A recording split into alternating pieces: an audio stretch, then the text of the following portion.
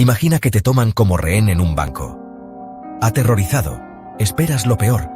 Pero a medida que las horas se convierten en días, tu captor cuenta chistes, te da su chaqueta y promete protegerte de la policía. Empiezas a confiar en él. Incluso le temes más a la policía que al hombre con el arma. Esto no es ficción. Sucedió en Suecia, en 1973. El mundo observó cómo los rehenes salían de la bóveda de un banco, abrazando y defendiendo a sus captores. Este giro extraño dio origen a un nuevo término, el síndrome de Estocolmo. Todo comenzó con un atraco que salió mal y un criminal llamado Clark Olofsson. Clark no era el ladrón original, pero la policía lo trajo, esperando que calmara las cosas. En cambio, convirtió un tenso enfrentamiento en un drama psicológico de 6 días.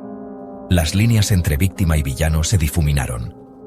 ¿Cómo se volvió Clark tan cautivador que incluso sus rehenes se pusieron de su lado?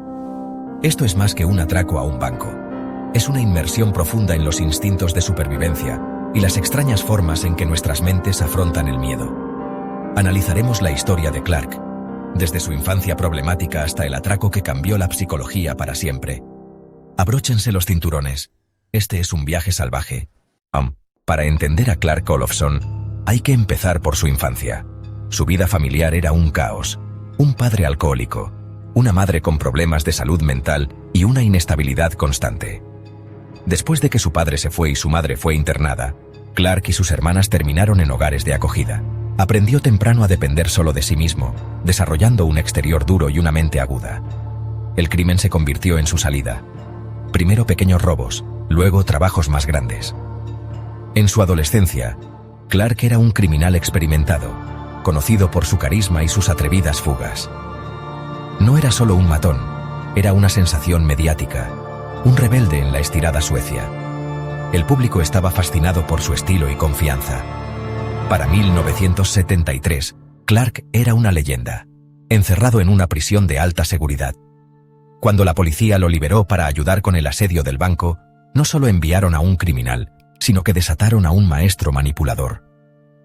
Clark sabía cómo leer a la gente, encantarlos y doblegar cualquier situación a su voluntad. El escenario estaba listo para la crisis de rehenes más infame de la historia. El mundo estaba a punto de ver cuán peligroso y magnético podía ser Clark Olofsson. Y las consecuencias resonarían mucho más allá de Suecia. 23 de agosto de 1973.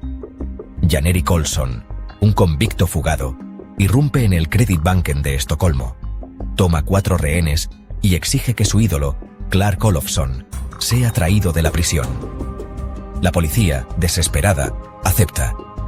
Clark entra al banco, cambiando instantáneamente la dinámica. Saluda a Olsson como a un viejo amigo, y juntos conducen a los rehenes a la bóveda. Durante 6 días, el mundo observa cómo la bóveda se convierte en su propio universo. Clark no es solo un negociador, es un participante, encantando y tranquilizando a los rehenes. Los calma cuando Olsson se agita, les ofrece consuelo e incluso llama al primer ministro con un rehén al teléfono. Dentro, la atmósfera es surrealista. Clark y Olsson juegan, comparten comida y cuentan historias. Clark convence a los rehenes de que él es su protector, y la verdadera amenaza es la policía de afuera. Los rehenes comienzan a creerle. Las semillas del síndrome de Estocolmo se siembran en la oscuridad de esa bóveda. El mundo está desconcertado mientras las líneas entre captor y cautivo se difuminan. Esto no fue un robo ordinario, fue un experimento psicológico que se desarrolló en tiempo real. La lealtad de los rehenes sorprendería a todos. La policía, la prensa y el público nunca habían visto algo así. Y Clark Olofsson estaba en el centro de todo. En esa bóveda de concreto, el miedo se transformó en algo más extraño. Clark se convirtió en el escudo de los rehenes, interviniendo cuando Olsson los amenazaba. Pequeños actos, como darle su chaqueta a Kristin o tranquilizar a Elizabeth, se convirtieron en salvavidas. Los rehenes comenzaron a confiar más en sus captores que en la policía. Kristin le dijo famosamente al primer ministro: «No le tengo miedo a Clark, le tengo miedo a la policía». Suplicó irse con los ladrones asombrando al mundo. Cuando el asedio terminó con gases lacrimógenos, los rehenes abrazaron a sus captores y se negaron a testificar contra ellos. Incluso recaudaron dinero para su defensa. Las víctimas estaban defendiendo a los criminales. Algo profundo había sucedido en esa bóveda, un vínculo psicológico que nadie podía explicar. El mundo luchó por entender cómo podían las víctimas ponerse del lado de sus secuestradores. La respuesta cambiaría la psicología para siempre. El síndrome de Estocolmo no era solo una teoría, nació en tiempo real, frente a las cámaras del mundo. La lealtad de los rehenes se convirtió en el misterio que definió el caso. Clark Olofsson había logrado el atraco definitivo, no de dinero, sino de mentes. Y el mundo nunca volvería a ver las crisis de rehenes de la misma manera. El comportamiento de los rehenes asombró a los expertos. ¿Por qué defender a tus captores? El psiquiatra Nils Bejerot, asesor de la policía, acuñó el término síndrome de Estocolmo. Lo describió como un mecanismo de supervivencia. Cuando el escape parece imposible, la mente se une al agresor. Cualquier amabilidad del captor se magnifica, convirtiéndose en un salvavidas. Bejerot describió la receta: una amenaza real, aislamiento, pequeñas amabilidades y ninguna escapatoria. La bóveda de Norrmalmstorg fue la tormenta perfecta. El término fue controvertido. Algunos rehenes lo rechazaron, insistiendo en que sus acciones eran racionales. Pero la etiqueta se mantuvo, dando un nombre a un fenómeno visto en la guerra, el abuso y más allá. Gracias a un criminal carismático y un psiquiatra de pensamiento rápido, el mundo ahora tenía una forma de hablar sobre este extraño instinto de supervivencia. El síndrome de Estocolmo entró en los libros de texto y en la cultura pop. El caso se convirtió en un punto de referencia para el trauma y la resiliencia. Y el nombre de Clark Olofsson quedó para siempre ligado al síndrome. El mundo tenía una nueva lente para comprender la mente bajo presión. Después del asedio, la leyenda de Clark solo creció.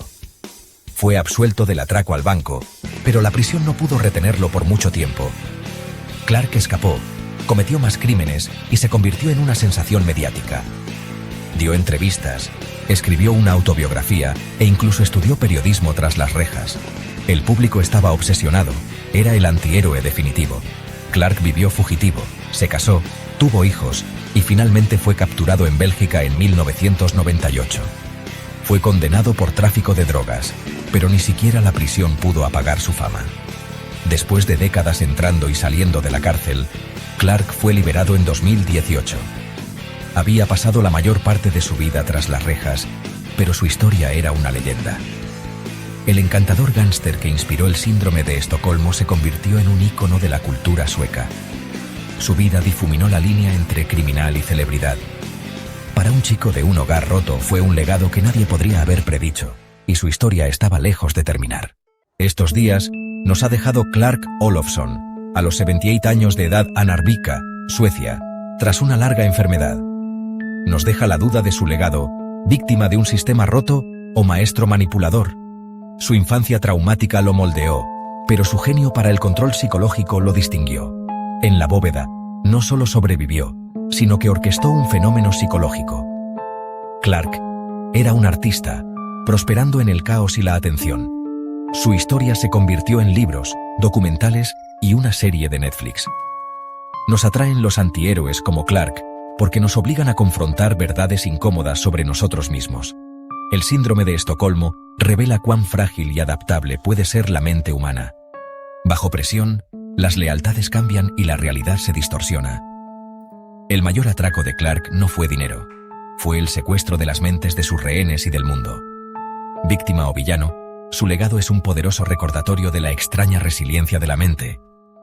Y la historia del síndrome de Estocolmo nos perseguirá por generaciones. Dale like y suscríbete al canal si te ha gustado. Hasta pronto.